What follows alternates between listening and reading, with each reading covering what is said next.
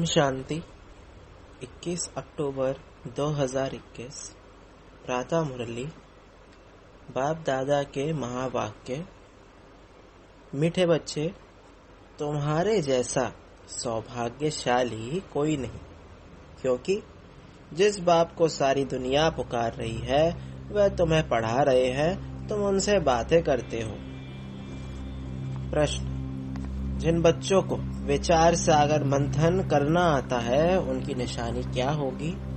उत्तर: उनकी बुद्धि में सारा दिन यही तात लगी रहती है कि कैसे सबको रास्ता बताएं, कैसे किसका कल्याण करें। वे सर्विस के नए नए प्लान बनाते रहते हैं। उनकी बुद्धि में सारा ज्ञान टपकता रहता है। वे अपना टाइम वेस्ट नहीं करते। ओम शांति। बच्चों के आगे निराकार परम पिता परमात्मा बोल रहे हैं। ये बच्चे ही जानते हैं भगवान को उच्च कहा जाता है, ऊंचा उनका ठाव है, रहने का स्थान तो मशहूर है। बच्चे जानते हैं हम मूल वतन में रहने वाले हैं। मनुष्य को इन सब बातों का पता नहीं है। गॉड फादर बोलते हैं। तुम बच्चों बगैर ऐसा कोई मनुष्य नहीं जिसको पता हो कि निराकार भगवान बोलते हैं। निराकार होने के कारण कोई की बुद्धि में नहीं आता है कि भगवानुवाच कैसे हो सकता है। पता ना होने के कारण गीता में कृष्ण का नाम दे दिया है। अब बच्चों के आगे बोल रहे हैं। सम्मुख होगे बगैर तो सुन नहीं सकते। दूर से भले सुनते हैं परंतु निश्चय नहीं होता। सुनते तो हैं भगवानुवाच, यथार्थ रीति तुम जानते। भगवान तो शिव बाबा है, प्रैक्टिकल में जानते हो। बाबा हमको ज्ञान सुना रहे। तुम्हारी बुद्धि में झट ऊपर में चली जाती है। शिव बाबा ऊंचे ते उच्च रहने वाला है। जैसे कोई बड़े आदमी क्वीन आदि आती है तो जानते हैं ये फलानी जगह की रहने वाली है, इस समय यहाँ आई है। तुम बच्चे भी जानते हो बाबा आया है हमको ले जाने।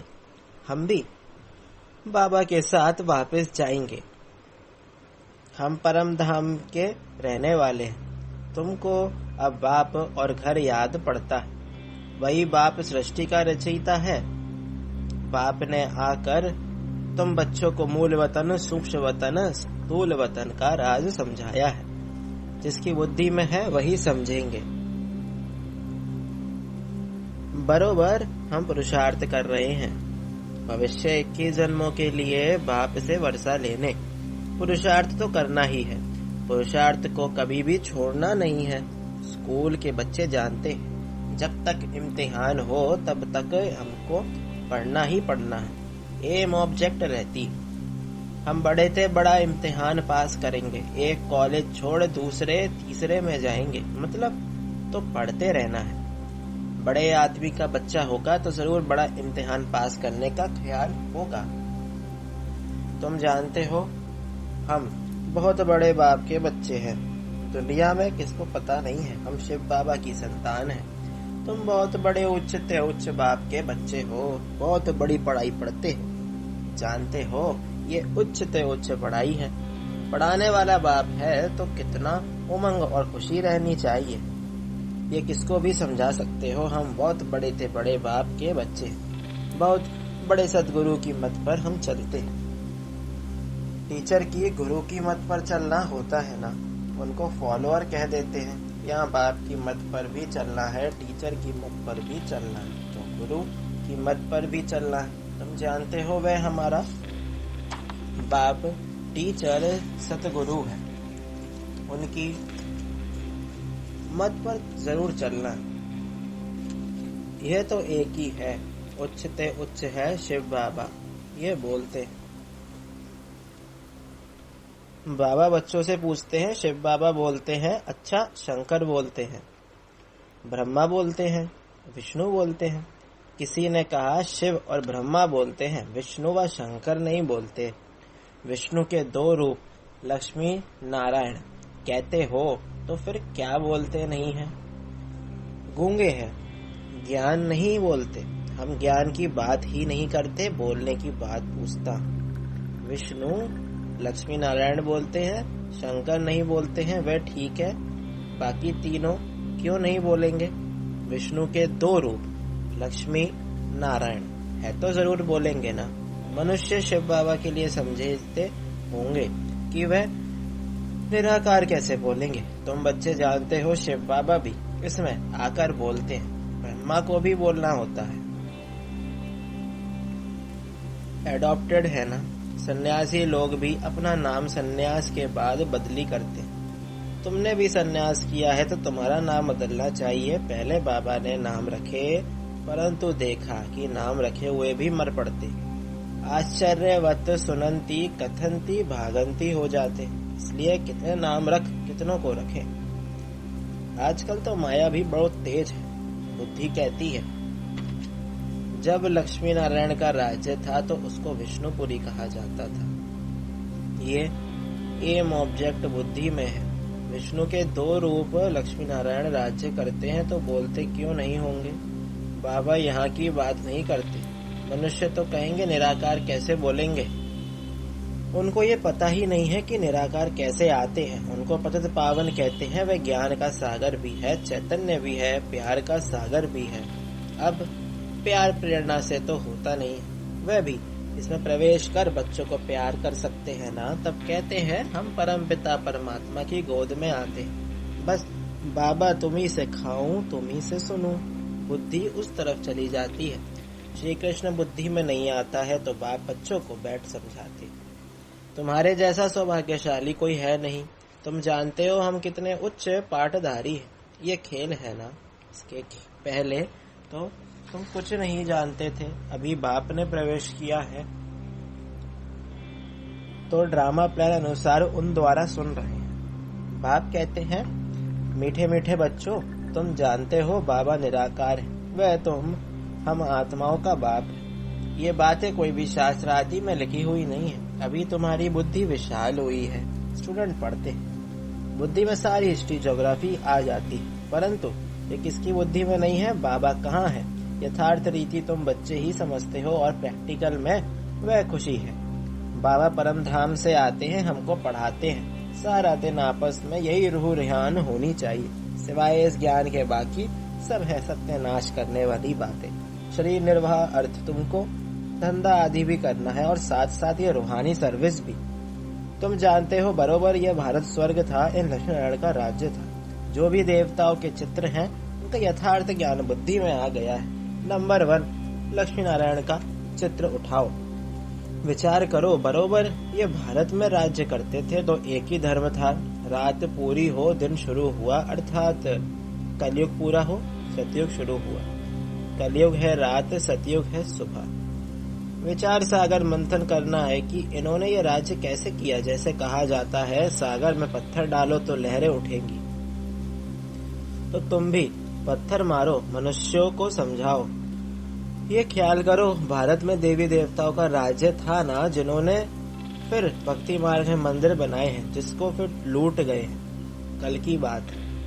अभी भक्ति मार्ग है तो जरूर उसके आगे ज्ञान मार्ग होगा। ये सब बातें अभी तुम्हारी बुद्धि में है। बाप भी आकर अपनी जीवन कहानी बताते हैं, तुमको ये याद क्यों नहीं पड़ती है? बाबा आकर के हमको ये सारी नॉलेज सुनाते हैं, समझ भी चाहिए ना। किसको भी यही बात सुनाओ। ये चित्र है एम ऑब्जेक्ट। ये लक्ष्मी नारायण तो सबसे बड़े किंग क्वीन हो गए हैं। भारत स्वर्ग था ना। कल की बात है। फिर इन्होंने ये राजगद्दी कैसे गवाई, अपने बच्चे भी भले ये सब सुनते हैं, परंतु कभी बुद्धि में टपकता नहीं है। बुद्धि में याद भी नहीं आता। अगर याद आता है तो औरों को भी समझा सकते हैं। है तो बहुत सहज। तुम यहाँ आते हो, लक्ष्मी नारायण जैसा बनने समझाया गया है। 5000 वर्ष की बात है। इससे लॉन्ग एगो कोई होता नहीं। सबसे पुराने ते पुराने भारत की कहानी यह है। रियलिटी में सच्ची कहानी ये होनी चाहिए। सबसे बड़ी कहानी यह है। इन्हों का राज्य था, अभी वह राज्य है नहीं, जरा भी किसी को पता नहीं। तुम्हारी बुद्धि में नंबर बार टपकता है। बाप कहते हैं मुझे याद करो, वे भी पूरी रीति कोई याद नहीं करते हैं। बाप बिंदी है, हम भी बिंदी है, ये भी बिंदी में ठहरता नहीं। कोई कोई की बुद्धि में तो अच्छी रीति टपकता है, किसी को बैठ समझाते हैं तो 4 से 5 घंटे भी लग जाते। ये बहुत वंडरफुल बातें हैं, जैसे सत्यनारायण की कथा बैठकर सुनते हैं ना, 2 से 3 घंटे बैठ सुनते हैं, जिसकी दिलचस्पी होती है। इसमें भी ऐसे हैं जिसको बहुत रुचि होगी, उनको और कुछ सूझेगा ही नहीं, बस ये बातें समझने में ही मजा आता है। ये बातें अच्छी लगती है, समझते हैं बस इस सर्विस में ही लग जाए, दूसरा धंधा धोरी आदि सब छोड़ दें। परंतु ऐसे तो कोई को बैठना नहीं है। तो तुम बच्चे ये सत्यनारायण की कहानी सुन रहे हो, अभी तुम्हारी बुद्धि में कितनी अच्छी बातें रमण करती। हम ये वक्खर सामग्री डिलीवरी करने के लिए एवर रेडी है। वक्खर हमेशा रेडी होना चाहिए। ये चित्र भी तुम दिखाकर किसको भी समझा सकते हो। इन लक्ष्मी नारायण को ये राज्य कैसे मिला, कितना वर्ष आगे ये विश्व के मालिक थे, उस समय सृष्टि में मनुष्य कितने थे, अभी कितने हैं। कुछ ना कुछ पत्थर डालना चाहिए तो विचार सागर मंथन चले। अपने इस कुल का होगा तो झट लहर जाएगी, अपने कुल का नहीं होगा तो कुछ भी समझेंगे नहीं, चले जाएंगे। ये नब्ज देखने की बात है। तुम्हें सिवाय इस मीठे मीठे ज्ञान के बाकी कुछ भी बोलना नहीं है। अगर ज्ञान के सिवाय कुछ भी बोलते हो तो समझो वह ईविल है, उनमें कोई सार नहीं है। हमारे पास ऐसे बहुत बच्चे हैं जिन्हें सुनने का बड़ा शौक होता है। बाप समझाते हैं ईविल बात तो कभी भी सुननी नहीं चाहिए, कल्याण की बातें ही सुनो, नहीं तो मुफ्त अपनी सत्यानाश कर देंगे। बाप तो आकर तुम्हें ज्ञान ही सुनाते हैं, सृष्टि के आदि मध्य अंत का राज समझाते हैं, कहते हैं और कोई भी कोई बात मत करो, इसमें बहुत टाइम वेस्ट करते हो, फलाना ऐसे है वह ऐसा करता है, उसे एविल कहा जाता है। दुनिया की बात अलग है, तुम्हारा तो एक एक सेकंड का टाइम बहुत वैल्यूएबल है। तुम कभी भी ऐसी बातें नहीं सुनो, नहीं करो। इससे तो तुम बेहद के बाप को याद करो तो तुम्हारी बहुत कमाई है। जहाँ तहाँ बाप का परिचय जाकर दो, यही रूहानी सर्विस करते रहो। सच्चे सच्चे महावीर तुम हो, बस सारा दिन यही तात रहे।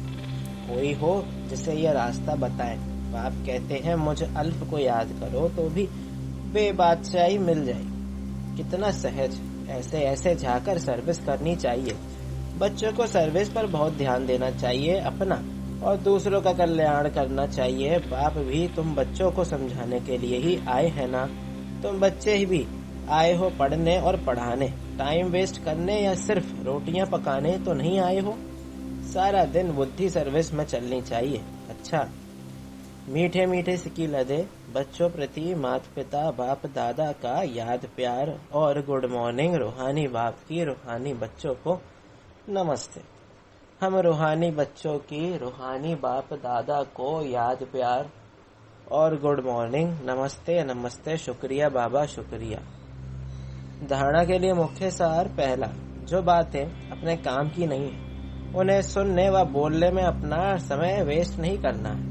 जितना हो सके पढ़ाई पर पूरा पूरा ध्यान देना है। दूसरा, सदा खुशी और उमंग में रहना है कि हमें पढ़ाने वाला कौन है, पुरुषार्थ को कभी छोड़ना नहीं है। मुख से ज्ञान रत्न ही निकालने हैं। वरदान, सतो प्रधान स्थिति में स्थित रहे, सदा सुख शांति की अनुभूति करने वाले डबल अहिंसक भव।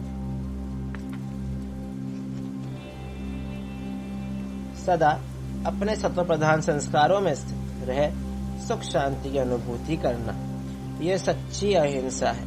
हिंसा अर्थात जिससे दुख अशांति की प्राप्ति हो। तो चेक करो कि सारे दिन में किसी प्रकार की हिंसा तो नहीं करते।